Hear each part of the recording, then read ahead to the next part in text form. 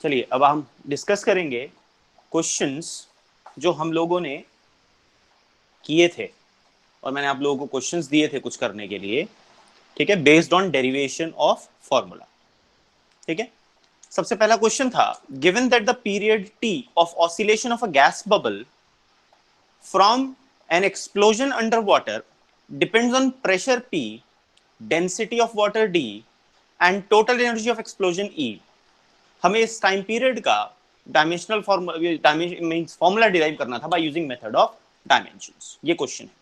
ठीक है, तो हमें गिवन है जो टाइम पीरियड है, इट डिपेंड्स ऑन, सबसे पहला गिवन है प्रेशर P, तो हम कहेंगे P raise to power A। हमें गिवन है time period depends on density D की power B। Time period T also depends on energy of explosion की पावर C।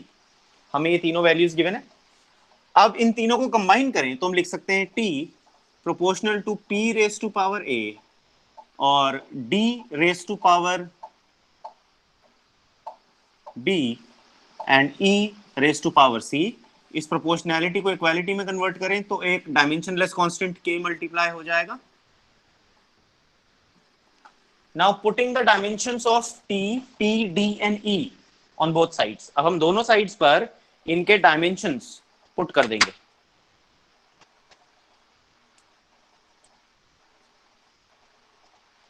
ठीक है, तो हमारा जो फॉर्मूला है वो बन जाएगा, टाइम पीरियड का डायमेंशनल फॉर्मूला होता है m0 l0 t1, प्रेशर का ml -1 t-2 की पावर a, डेंसिटी ml-3 की power b, energy ml² t-2 की पावर c। ये आ गया। कंबाइन कर दीजिए तो आपके पास आएगा m0 l0 t1 equals m की power a plus b plus c, l की पावर -a-3b प्लस 2c और t की पावर -2a -2c। ठीक है, अब अगर हम कंपेयर करते हैं पावर्स को दोनों साइड पर, तो हमारे पास एक इक्वेशन बनती है a plus b plus c equal 0, दूसरी बनती है -a-3b प्लस 2c इक्वल 0 और तीसरी बनती है -2a -2c is equal to 1। ठीक है जी, अब हमें इसको सॉल्व करना है। तो देखो अब यहां से अगर मैं -2 कॉमन ले लूं तो मेरे पास a plus C is equal to 1 आ जाएगा, -2 कॉमन, तो a प्लस सी की वैल्यू -1/2 आ जाएगी। a plus C will be -1/2। ये वैल्यू अगर मैं यहां पुट कर दूं, a प्लस सी की ये वाली वैल्यू अगर यहां पुट कर दी जाए तो a प्लस सी की जगह मैं लिख सकता हूं a plus C plus B equal 0। a plus C कितना है, -½ plus B equal 0, so b equals ½ b की वैल्यू आ गई। ठीक है, अब जब b की वैल्यू आ गई तो यहां पुट कर दो, तो आपके पास आएगा -a plus 2c -3 into half plus half sorry equal 0। ठीक है, b की वैल्यू प्लस हाफ डाली, प्लेस कर दिया, तो मेरे पास आया -a plus 2c -3/2 equals to 0, तो -a प्लस 2c इक्वल्स 3/2। अब देखो यहां -a है मेरे पास इस इक्वेशन में और इस इक्वेशन में +a है। अगर मैं इन दोनों को ऐड कर दूं, कैसे ऐड करेंगे, a plus C equals -½ -a plus 2c equals 3/2, adding the two. जब दोनों को ऐड करेंगे तो a कैंसिल हो जाएगा, मेरे पास आ जाएगा 3c 3/2 -½ इज 1, 3/2 इज 1.5, 1.5 में से हाफ माइनस करो तो 1 बचता है। ठीक है, 2/2 दैट इज 1, तो c विल बी 1/3। अब c आ गया 1/3, b आ गया 1 मेरे पास हाफ, यहां पे रख दो, तो a plus 1/3 is equal to -½ a is equal to -½ -1/3, LCM ले लो 6। ठीक है, तो यहां पर आ जाएगा -3 -2। ठीक है, आपके पास वैल्यू आ गई -5/6। तो ये वैल्यू आ गई -5/6। तो a की वैल्यू आ गई -5/6। ये वैल्यू इस फॉर्मूला में पुट कर दो, you will have your answer. ठीक है, तो आपका आंसर क्या बन गया? तो आपका आंसर बन गया t is equal to k p की पावर -5/6, b की power b that is half, और e की power c that is 1/3। This will be your answer. Got it? ये हमारे पास आंसर आ गया। ठीक है, इसके बाद सेकंड क्वेश्चन। अच्छा, अब मुझे इनफैक्ट ये बताओ कि अगर हम सारे क्वेश्चंस डिस्कस करें या उससे बेटर है कि हम प्रॉब्लम्स डिस्कस करें?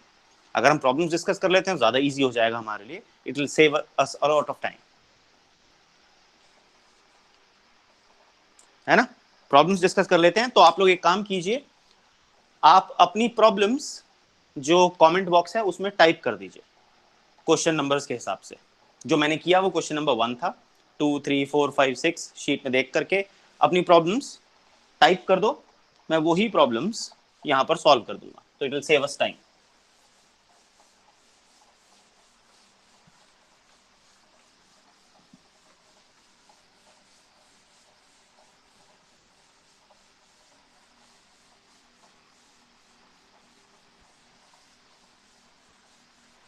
ये 1 वाला तो मैंने इसलिए किया था ना क्योंकि इसमें पावर्स और वो इक्वेशंस जो थी थोड़ी सी कई बार कुछ बच्चों को सॉल्व करने में दिक्कत आती है इसको।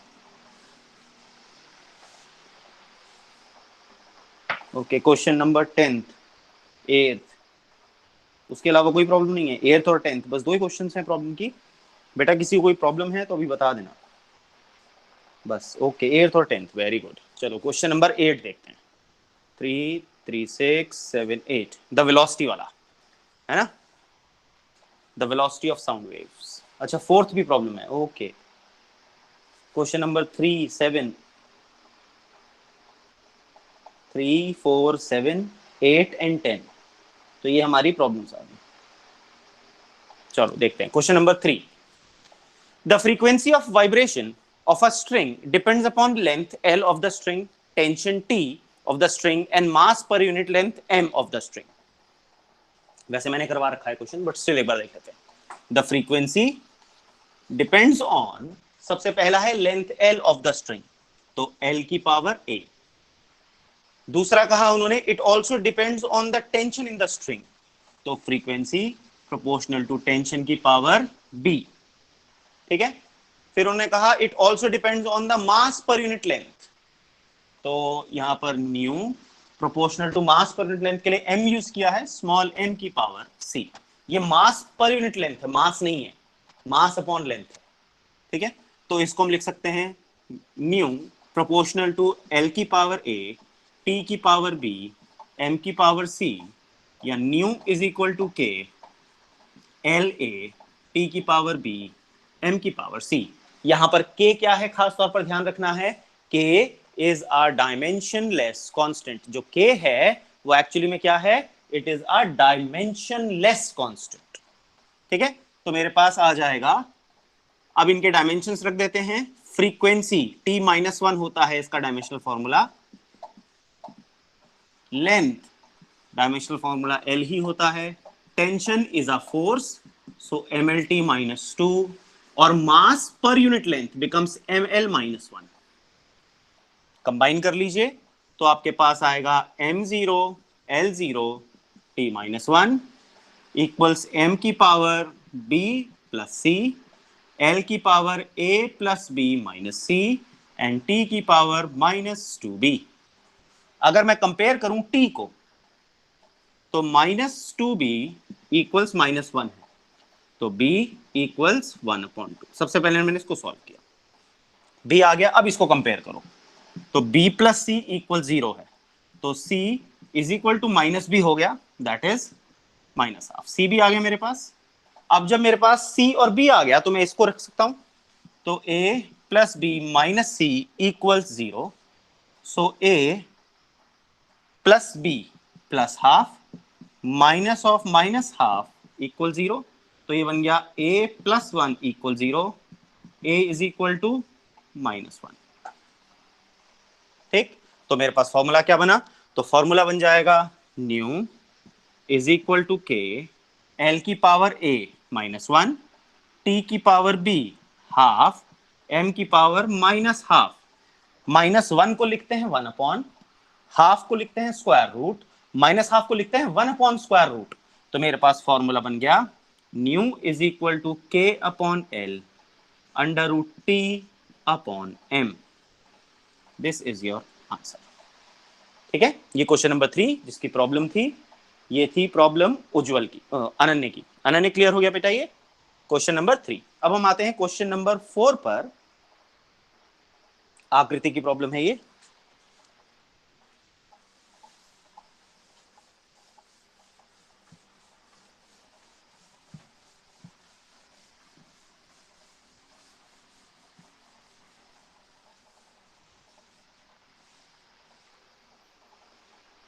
क्वेश्चन नंबर 4, क्वेश्चन नंबर 4 है the wavelength lambda associated with a moving particle depends upon its mass small m, its velocity v and Planck's constant h।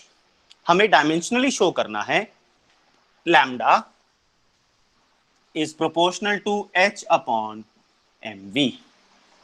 ठीक है, हमें ये प्रूव करके दिखाना है कि ये जो लैम्डा है ये directly proportional to h upon mv है। तो बेसिकली हमें फॉर्मूला ही डिराइव करना है।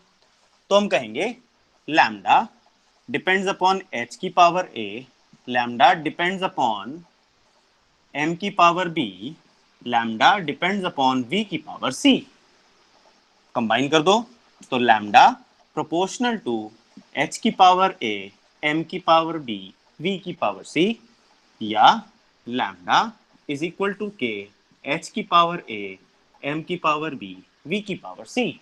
Now place all the dimensions. Lambda is wavelength, length यानी basically l, m0, l1, t0। h is Planck's constant, is energy into frequency, ml square t-1। ठीक है,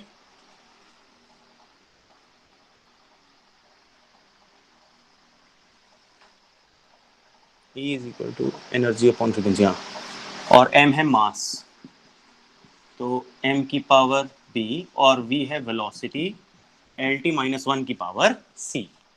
combine कर दीजिए तो मेरे पास आएगा m0 l1 t0 is equal to m की power a plus b, l की पावर 2a प्लस c और t की पावर -a माइनस c। ठीक है, तो यहां से a plus B equal 0, 2a plus C equals 1, -a minus C equals 0।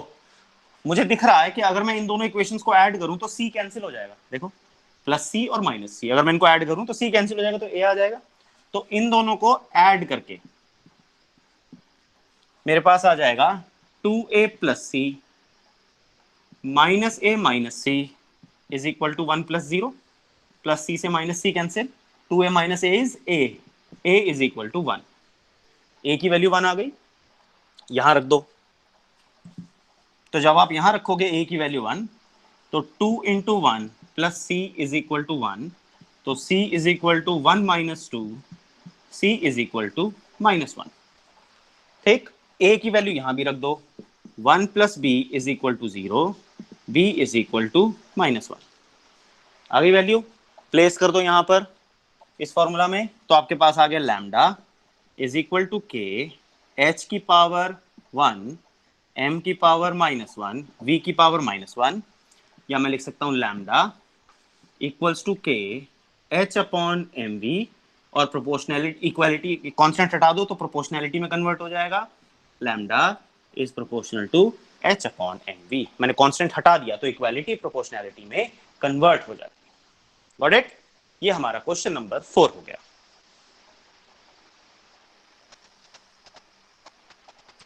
Now let's talk about question number 7।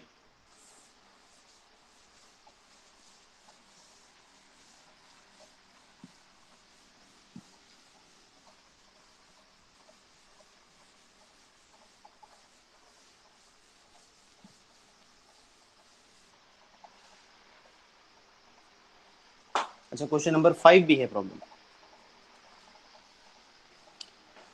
Question number 5 भी देख लीजिए। The time of oscillation T of a small drop of a liquid under surface tension sigma depends upon the density D, radius R and surface tension sigma. Prove that dimensionally T proportional to under root D R cube upon sigma. ये prove करके दिखाना है। तो हमें कहा गया time period depends upon, सबसे पहला है सरफेस टेंशन सिग्मा, तो सिग्मा की power A. Time period depends upon, second है डेंसिटी की power B. Time period depends on radius की पावर सी। ठीक है, ये टाइम है। तो इन जब कंबाइन कर देते हैं तो मैं लिख सकता हूं टी प्रोपोर्शनल टू सिग्मा की पावर ए, डी की पावर बी, आर की पावर सी। प्रोपोर्शनैलिटी को इक्वालिटी में कन्वर्ट करें, कांस्टेंट के, सिग्मा ए, डी की पावर बी, आर की पावर सी। ये आ गई वैल्यूज। अब हम रख देंगे इनके डायमेंशनल फॉर्मूलाज। टी है टाइम पीरियड, तो m0 l0 t1। Sigma, sigma है सरफेस टेंशन, mt-2 की पावर a। डेंसिटी ml-3 की पावर b। रेडियस l की पावर c। डायमेंशनल फॉर्मूला पता होना बहुत जरूरी है। अगर डायमेंशनल फॉर्मूला नहीं पता होंगे, वो गड़बड़ कर दिया तो पूरा क्वेश्चन गलत हो जाएगा।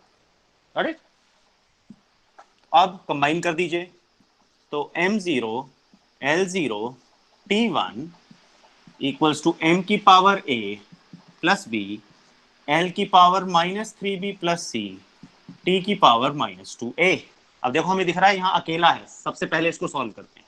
तो मेरे पास आया -2a इज इक्वल टू 1, या a is equal to -1/2। a की वैल्यू आ गई। अब a प्लस बी वाले को सॉल्व करो। a plus B is equal to 0, तो मेरे पास आया -12 plus B is equal to 0, या b is equal to +12। b की वैल्यू भी आ गई। अब b की वैल्यू यहां रख दो, तो -b plus c is equal to 0, यानी -12 plus c is equal to 0। b is equal to -2a।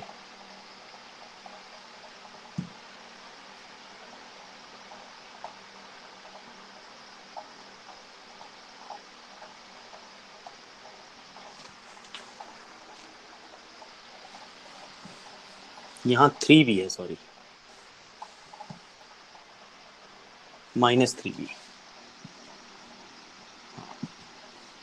-3 है ना। तो c की वैल्यू आ गई 3/2। ठीक है, अब ये वैल्यूज उठा करके पुट कर दो फॉर्मूला में। तो मेरे पास आया t इज इक्वल टू के, सिग्मा की पावर -12, d की पावर हाफ, और r की पावर 3/2। इसका मतलब हाफ का -हाफ का मतलब रेसिप्रोकल का स्क्वायर रूट, हाफ का मतलब स्क्वायर रूट, और 3/2 का मतलब क्यूब का स्क्वायर रूट। पावर को ब्रेक करना सीखो। 3/2 को 3 इंटू हाफ लिखा जा सकता है। 3 का मतलब क्यूब, हाफ का मतलब स्क्वायर रूट, यानी क्यूब का स्क्वायर रूट। ऐसे ही -12 इसका मतलब होता है -1 इंटू हाफ। -1 का मतलब होता है रेसिप्रोकल, हाफ का मतलब होता है स्क्वायर रूट। ठीक है, इस तरह से ब्रेक करते हैं पावर को। तो हमारे पास t is equal to K square root of D R cube upon sigma आ गया। ये हटा दो तो ये कन्वर्ट हो जाएगा प्रोपोर्शनैलिटी में।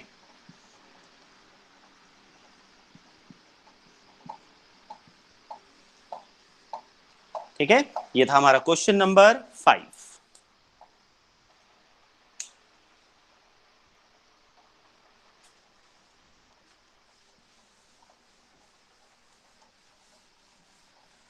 बेटा पावर ब्रेक करना सीखो जरा। ये पावर का जो खेल है ना, ये याद रहना चाहिए। इसी में दिक्कत आती है कि ये फॉर्मूला कैसे बन गया। जो पावर्स हमारे पास आ जाती हैं, वैसे तो आप पावर में आंसर छोड़ सकते हैं, लेकिन जिसमें प्रूव करना होता है वहां पे आपको पता होना चाहिए कि इन पावर्स का मतलब क्या है। That is important. ठीक है, बेसिक मैथ्स है थोड़ा सा। अब आते हैं क्वेश्चन नंबर 7 पर।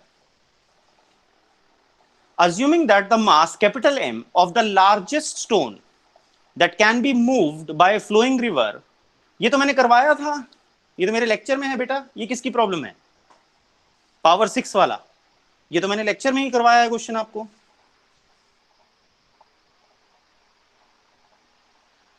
इसका मतलब आप लोगों ने मेरा क्वेश्चन नहीं, मेरे क्लास नहीं देखी है हमसे। अनन्य, ये 7th वाला क्वेश्चन प्रॉब्लम क्यों है बेटा? ये तो मेरे लास्ट लेक्चर में भी है, उसमें से देख लेना, मैंने करवाया हुआ ये वाला क्वेश्चन। ठीक है, नेक्स्ट क्वेश्चन पर आते हैं। 7th के बाद कौन सी प्रॉब्लम थी? 7th के बाद क्वेश्चन नंबर 8 प्रॉब्लम है हमारी। क्वेश्चन नंबर 8 ये रहा, the velocity of sound waves v through a medium may be assumed to depend on density d, modulus of elasticity e। हमें फॉर्मूला निकालना है। ठीक है, तो हमें गिवन है velocity v directly proportional to density की power a, velocity proportional to modulus of e की पावर b। ठीक है, कंबाइन कर दो, v प्रोपोर्शनल टू d की पावर a, e की पावर b, या v is equal to k, d की पावर a, e की पावर b। क्वेश्चन में गिवन है वो जो कांस्टेंट k है उसकी वैल्यू जो है वो, आप इसमें नहीं मानोगे तब भी कोई बात नहीं, वैसे उसकी वैल्यू आप रख सकते हो, k रख लेना उसको, उसकी वैल्यू 1 होती है, एक्चुअली बता रहा हूँ, ये न्यूटन फॉर्मूला है। ठीक है, तो v को हम लिखते हैं m0 L1 t-1, क्योंकि ये वेलोसिटी है, k डायमेंशनलेस है, d है डेंसिटी ml-3 की पावर a, e है मॉड्यूलस ml-1 t-2 की power b, modulus of elasticity. ठीक है जी, अब कंबाइन कर दो पावर्स, तो आपके पास आया m0 L1 t-1 equals to m की power a plus b, l की पावर -3a माइनस b। ठीक है, और t की पावर -2b। कोई सी भी दो इक्वेशन से हो जाएगा काम, इसमें हमें दो ही चाहिए, इसमें पहली वाली देख लो। तो मेरे पास आया -1 is equal to -2b, b is equal to half. उसके बाद इस वाली को देखो, a प्लस b इक्वल 0, यानी a plus half is equal to 0, a is equal to minus half. क्योंकि जितने वेरिएबल उतनी इक्वेशन चाहिए होती हैं, तो मुझे तीसरी इक्वेशन की जरूरत ही नहीं है इसमें। भाई मैंने आपको बेसिक मैथ्स में बताया था कि the number of variables should be equal to number of equations, only then you can solve them. तो मेरे पास दो वेरिएबल्स हैं a और b, तो मुझे दो ही इक्वेशन चाहिए, इसमें तीसरी इक्वेशन की नीड ही नहीं है। We don't need the third equation in this case. Okay, तो हमारे पास अब वैल्यू आ गई, तो मैं रखूंगा therefore v is equal to k e की पावर हाफ और d की power minus half.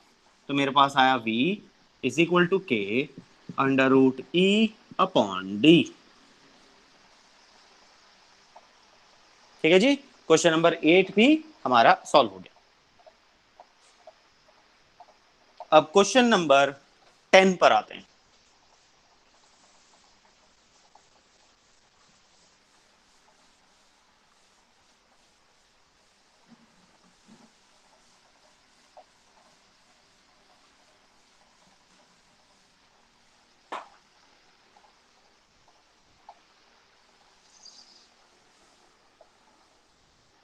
Reynolds number वाला, हाँ मुझे पता था इसमें प्रॉब्लम आएगी। ठीक है, इसमें क्वेश्चन की ट्रिक समझो। देखो क्वेश्चन कितना चालाकी से तुम्हें पागल बनाया है इस क्वेश्चन ने। क्वेश्चन कह रहा है रेनॉल्ड्स नंबर nr जो कि एक डायमेंशनलेस क्वांटिटी है। अब देखो क्या क्या कह रहा है, मैंने तुम्हें बताया था कि हम डायमेंशंस में केवल 3 क्वांटिटीज को इस्तेमाल कर सकते हैं। ठीक है, ये इसकी एक लिमिटेशन है। इसकी दूसरी लिमिटेशन ये थी कि इसके अंदर कोई भी डायमेंशन लेस कांस्टेंट है, अगर कोई कांस्टेंट ऐसा है जो डायमेंशनल है उसको हम नहीं निकाल सकते। तो और डायमेंशन लेस क्वांटिटीज के बीच में हम रिलेशन नहीं निकाल सकते। तो ये इसकी लिमिटेशंस में से एक लिमिटेशन है कि इसमें हम 3 क्वांटिटीज को सॉल्व कर सकते हैं, चौथी क्वांटिटी आएगी तो हम उसका रिलेशन नहीं बना सकते। और इस क्वेश्चन ने आपको कुछ ऐसी ही सिचुएशन प्रेजेंट करी। देखो क्वेश्चन क्या कह रहा है, क्वेश्चन कह रहा है Reynold number depends upon nr is a function of density of liquid, तो रो की power a। nr also depends upon, ठीक है, दूसरा है एवरेज स्पीड v, तो v की power b। nr also depends upon coefficient of viscosity eta, eta की power c। ठीक है, उसके बाद क्वेश्चन ने आपको ट्रिक किया, given that NR is also directly proportional to diameter D। इसमें इन्होंने साफ बता दिया कि डायरेक्टली प्रोपोर्शनल है, इन्होंने ये थोड़ी कहा कि डिपेंड्स ऑन। डायरेक्टली प्रोपोर्शनल मतलब पावर 1। तो यहां पर NR प्रोपोर्शनल टू D की पावर 1 गिवन है, इसमें आपको कांस्टेंट नहीं लेना था चौथा। यही आपको ट्रिक कर गया क्वेश्चन। क्वेश्चन ने पावर बताई है, डायरेक्टली प्रोपोर्शनल का मतलब होता है पावर 1। समझ में आया? तो इसमें आपको पावर गिवन है, तो बेसिकली हमें निकालने 3 ही वेरिएबल हैं, चौथा नहीं निकालना। चौथा तो गिवन है आपको ऑलरेडी, उसकी वैल्यू 1 है। यही इस क्वेश्चन की ट्रिक थी। तो देखो अब इसे कंबाइन करते हैं। NR प्रोपोर्शनल टू रो की पावर A, V की पावर B, ईटा की पावर C, D की पावर 1। या मैं कह सकता हूं NR is equal to K rho A VB eta C D की power 1। Now place the dimensions. ये डायमेंशन लेस है क्वेश्चन ने कहा, तो M0 L0 T0। Density ml-3 की पावर A, वेलोसिटी और coefficient of viscosity power C और diameter की पावर 1। ठीक है, कंबाइन द पावर्स। तो M0 L0 T0, M की power A plus C, L की power -3A plus B minus C plus 1, T की पावर -B माइनस C। आ गया comparing. देखो यहां से आपके पास A प्लस C की वैल्यू है, B माइनस C की वैल्यू है, और यहां पर आप इनको वैल्यूज को अब आप रख सकते हो। देखो कैसे, आपके पास है A प्लस C इक्वल 0 पहली equation, -3A plus B minus C plus 1 equal 0, -B minus C equal 0। तो यहां से -B इक्वल्स टू C हो जाएगा। ठीक है, ये वैल्यू मैं यहां रख देता हूं, C की जगह मैं -B लिख सकता हूं। तो मेरे पास आया -3A plus B minus of -B plus 1 equals to 0। तो ये प्लस B हो गया, तो -3A प्लस 2B इक्वल्स -1 हो गया। अब देखो एक इक्वेशन ये आई मेरे पास, अरे हमें यहां पर -B की जगह C रखना था, हमें A और C के बीच में रिलेशन निकालना है। तो हमारे पास आएगा -3A और B की जगह -C। ठीक है, plus -C plus 1 equals to 0, -3A -2C is equal to -1। ठीक है जी, इस इक्वेशन को 3 से मल्टीप्लाई कर दो, मल्टीप्लाइंग बाय 3, तो 3A plus 3C equals to 0। इन दोनों इक्वेशंस को ऐड कर दो, तो मेरे पास आया 3A plus 3C minus 3A minus 2C is equal to 0 -1, plus 3A minus 3 cancel, 3C minus 2C C is equal to -1। C की वैल्यू आ गई -1, यहां रख दो इसमें। तो मेरे पास आया A इक्वल्स टू -C, तो A is equal to minus of -1 that is 1। A की वैल्यू 1 आ गई। यहां देखो B is equal to minus of C, यानी माइनस ऑफ C की वैल्यू इज -1, तो B की वैल्यू भी आ गई 1। तो A1 B1 और C -1 वैल्यू प्लेस कर दो ऊपर। तो मेरे पास आया NR is equal to K rho की पावर 1 V की पावर 1 ईटा की पावर -1 D की पावर 1, या NR proportional to rho VD upon eta. ठीक है, इस क्वेश्चन ने आप लोगों को ट्रिक किया है, इसने आपको चौथी क्वांटिटी दी और आप लोग ये नहीं समझ पाए कि इसकी लैंग्वेज में आपको उसकी पावर बता दी गई है। आप ये सोच करके बैठ गए सर ने तो 3 क्वांटिटी सिखाया था, 4 क्वांटिटी तो करना ही नहीं आता और पॉसिबल भी नहीं है, सर ने कहा था ये बात। आगे बात समझ में? तो ये इस क्वेश्चन की ट्रिक थी। तो इस तरह से हमने किए numericals based on derivation of formula by the method of dimensions.